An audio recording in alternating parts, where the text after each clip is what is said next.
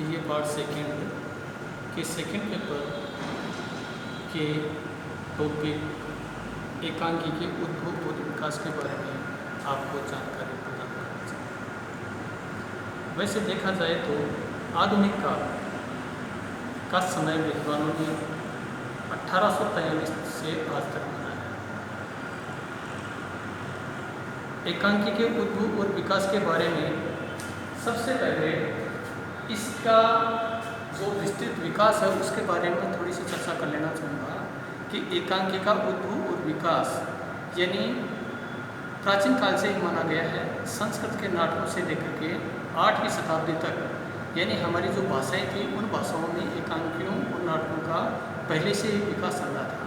यानी नाटक से ही एकांकी का प्रादुर्भाव हुआ है और ये एकांकी लिखने की परंपरा आधुनिक काल में बहुत ज़्यादा मात्रा में देखने को मिलती है। अगर हम इसका काल विभाजन देखें तो 1843 से लेकर के 1900 तक जो एक काल है उस काल का नाम है भारतेंदु युग। और भारतेंदु युग में नाटकों के साथ साथ एकांकियों का खूब सारा विकास हुआ और एकांकी खूब सारी लिखी गई। यानी गद्य की जो विधाएँ हैं जैसे नाटक है, निबंध है, उपन्यास है, एकोताज है, संस्मरण है, लघु कथा है, ठोमरी है, इनका आधुनिक काल और उससे पहले भी विकास हुआ था। और इसका विकास भारतेंदु युग के बाद में द्विवेदी युग में भी यानी ये विधाएँ खूब मात्रा में लिखी गई। द्विवेदी के बाद में छायावादी युग जो इसमें भी यानी ये विधाएँ खूब मात्रा में लिखी गई। और छायावाद के बाद में प्रगतिवाद आया था, उस प्रगतिवाद में ये लिखी गई। प्रयोगवाद है, नई कविता है, साठोत्तरी है, इसमें भी यानी ये विधाएँ खूब मात्रा में लिखी गई। अब वैसे तो देखा जाए तो एकांकी के हमारे यहाँ कुछ प्रमुख तत्व होते हैं। तो वो तत्व वही हैं जो नाटक में होते हैं, उपन्यास में होते हैं, कहानी में होते हैं। लेकिन जहाँ एकांकी की बात आती है तो एकांकी में एक दूसरा ही अलग तत्व होता है जो इनसे सर्वथा भिन्न होता है। तो सबसे पहले मैं एकांकी के तत्वों के बारे में आपको जानकारी प्रदान करना चाहूँगा। तो एकांकी का सबसे प्रमुख और पहला तत्व है कथा वस्तु। कथा वस्तु को विषय वस्तु भी कर सकते हैं, इसका कथानक भी कर सकते हैं। यानी एकांकी की पूरी कहानी इसी तत्व पर टिकी होती है।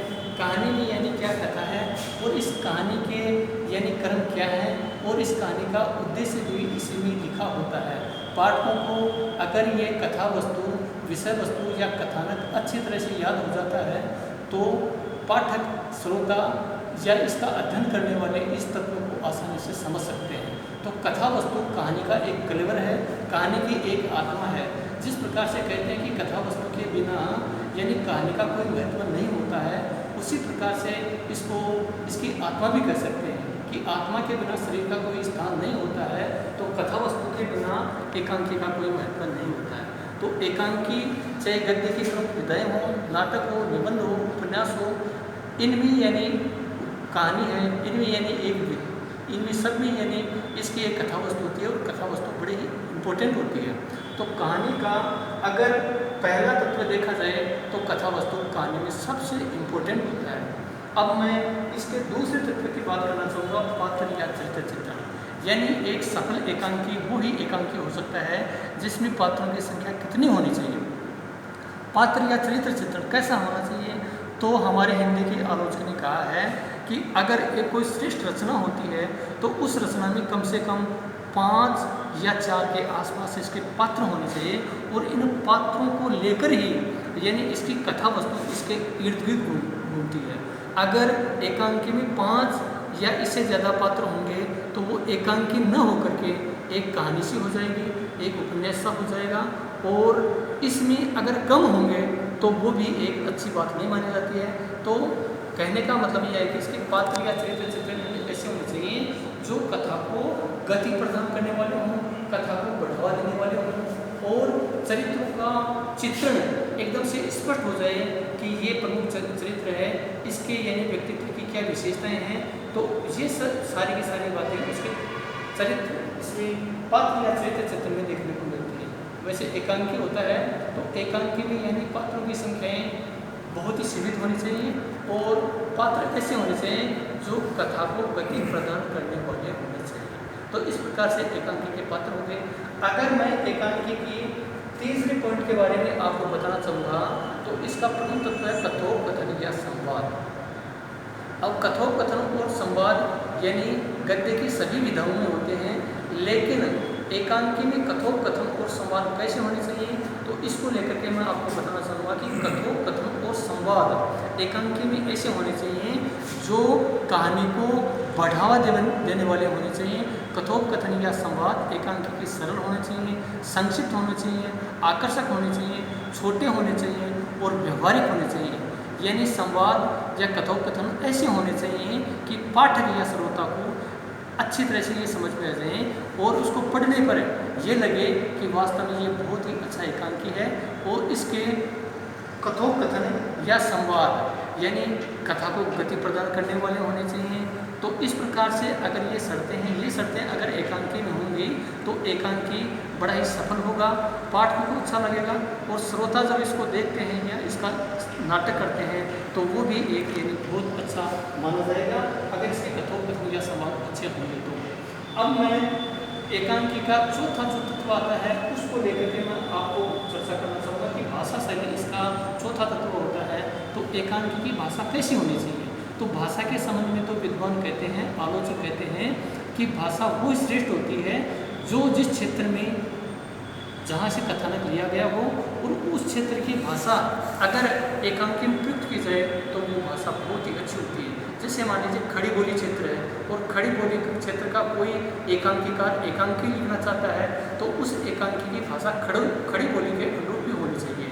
तो खड़ी बोली का क्षेत्र जैसे मान लीजिए दिल्ली और उसके आसपास उत्तर प्रदेश है, राजस्थान है, जो यानी हिंदी भाषी प्रदेश है, उसमें अगर खड़ी बोली क्षेत्र है और उसकी भाषा अगर एकांकीकार खड़ी बोली में लिखना चाहता है तो उसकी भाषा भी ऐसी होनी चाहिए। इसमें सीधे सरल वाक्य होने चाहिए, शब्द ऐसे होने चाहिए कि हृदयग्रामी हो, सबको अच्छी तरह से समझ में होने वाले चाहिए। और अगर इसकी शैली के बारे में अपन देखें तो एकांकी ऐसा होना चाहिए कि एकांकी की शैली को पढ़ते समय ये लगे पाठक को कि मैं इसको फटाफट निरंतर ही पढ़ दूंगा, एक बार में इसको कंप्लीट कर दूंगा। तो एकांकी की भाषा भी सर्वग्राही होनी चाहिए और शैली ऐसी होनी चाहिए कि पाठक जब इसको पढ़ता है तो ये लगे कि हाँ मैं इसको फटाफट ही पढ़ दूंगा। और इस प्रकार से ये होगी एकांकी में तो इसका गुण भी भाषा और शैली भी बड़ा ही इम्पोर्टेंट होगा। तो भाषा शैली की दृष्टि से भी हमारे यहाँ बहुत सारे एकांकी लिखे गए हैं जिसमें यानी सबसे पहला तत्व ये माना जाता है कि भाषा और शैली की दृष्टि से अमुख एकांकी और अमुख एकांकीकार बहुत ही महत्वपूर्ण है।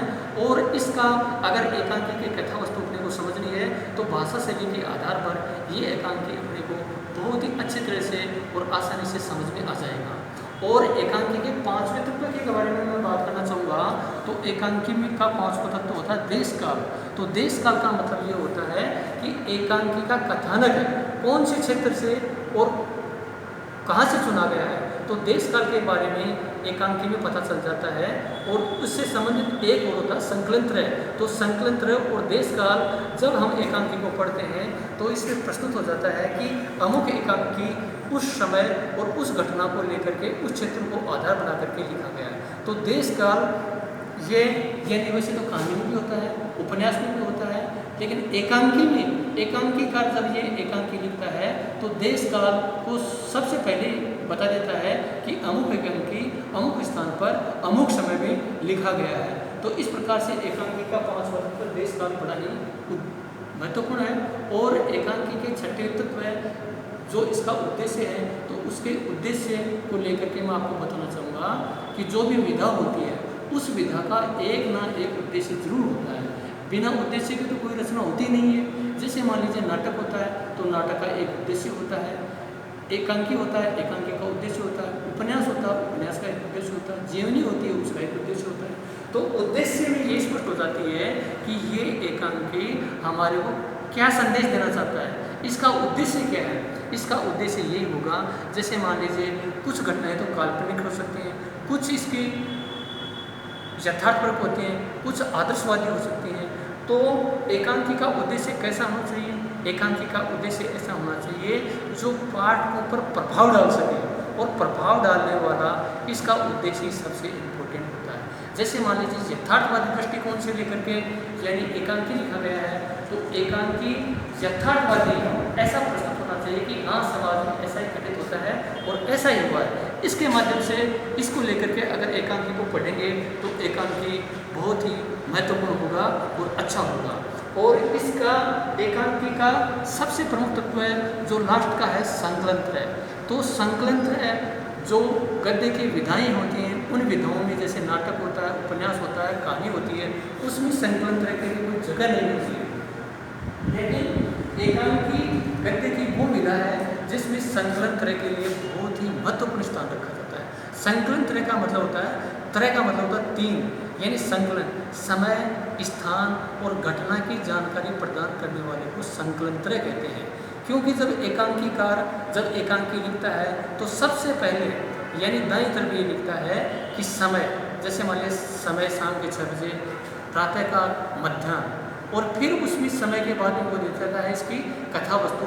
जैसे मान लीजिए दिल्ली के फलाने नगर में एक प्रकोष्ठ, एक कमरे में इसकी कथा वस्तु इस प्रकार से लिखे जाते हैं। तो समय, स्थान और घटना, तो घटना के बारे में जब एकांकी को पढ़ते हैं तो इसकी घटना की जानकारी भी हमें मिल जाती है कि अमुक एकांकी इस एकांकी को आधार बना करके लिखा गया है और इस एकांकी के माध्यम से यानी इसका संकलंत्र यानी पाठ के समक्ष प्रस्तुत हो जाता है, जो एकांकी के लिए बहुत बड़ी बात है।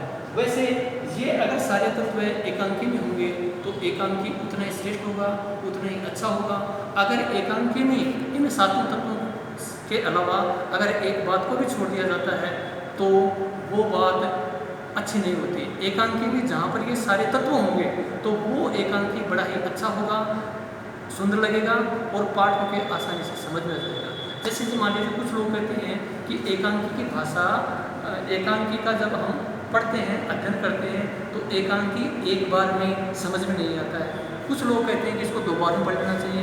अगर 2 बार में एकांकी को पढ़ते हैं तो मैं कहता हूँ कि एकांकी कथा वस्तु और इसका जो संकलंत्र है वो संकलंत्र पाठ को अच्छी तरह से याद करता है। जैसे मान लीजिए उपेंद्र नाथ अस्क ने ऐसे एकांकी लिखे हैं कि इन एकांकियों को एक बार में पढ़ लेते हैं तो वो अच्छी तरह से समझ में आ जाते हैं। जैसे मान लीजिए डॉक्टर रामकुमार वर्मा है, डॉक्टर रामकुमार वर्मा ने दीपदान एक ऐसा एकांकी लिखा जिसको लेकर के यानी जैसे मान लीजिए इसके इतिहास के छात्र होते हैं तो इतिहास के छात्रों को तो इतिहास की घटना को अगर ध्यान में रख करके इस एकांकी को पढ़ लिया जाए तो अच्छा लगता है। लेकिन फिर भी अगर एकांकी में जैसे मान लीजिए डॉक्टर रामकुमार वर्मा ने थोड़ा सा इतिहास की घटना को वर्णन किया है और इतिहास की घटना का वर्णन करने के बाद में इस एकांकी को ऐसा लगता है कि एकांकी हमारे समक्ष, हमारी आंखों के सामने प्रकट हो रहा है, तो ऐसा एकांकी यानी बहुत ही अच्छा है।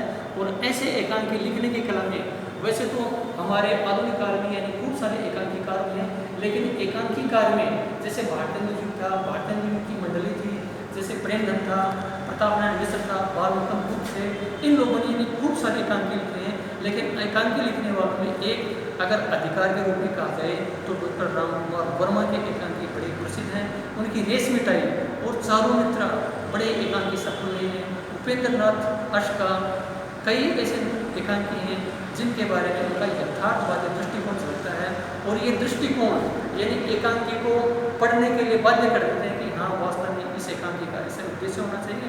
इस प्रकार से मैं कहना चाहूँगा कि एकांकी में जो प्रमुख तत्व होते हैं वो तत्व अपने आप में बहुत प्रसिद्ध होते हैं और एकांकीकार को एकांकी लिखते समय यही बातों का ध्यान रखना चाहिए कि इसमें कम से कम तत्व होने चाहिए, कम से कम 7 तत्व तो जरूर होने चाहिए और इन तत्वों को आधार बना करके एकांकी लिखेंगे तो लिखने वालों के लिए भी अच्छा होगा, पढ़ेंगे पढ़ने वालों के लिए भी अच्छा होगा और जो समझते हैं उन समझने वालों के लिए भी अच्छा होगा। तो प्यारे बच्चों, आज के इस लेक्चर में मैंने एकांकी के प्रमुख तत्वों के बारे में आपको जानकारी दी और मैं सोचता हूँ कि ये लेक्चर आपको बड़ा ही अच्छा लगेगा, तो इसके बारे में आपको अध्ययन करना है। बस मैं इतना ही कहूँगा। धन्यवाद।